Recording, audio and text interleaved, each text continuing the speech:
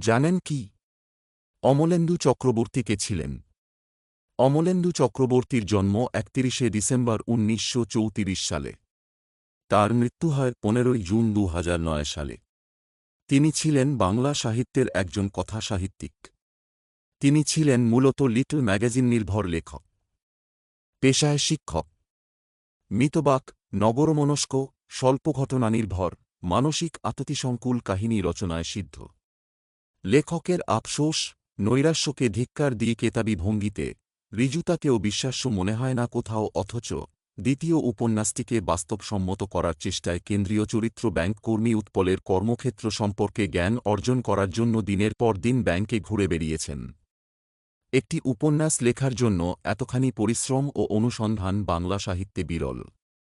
মারা যাওয়ার অল্প কিছুদিন আগে এক সাক্ষাৎকারে বলে গিয়েছেন, আমি বরাবরই সবরকম সোশ্যাল পলিটিক্যাল, কালচারাল এস্টাবলিশমেন্টের বিরুদ্ধে।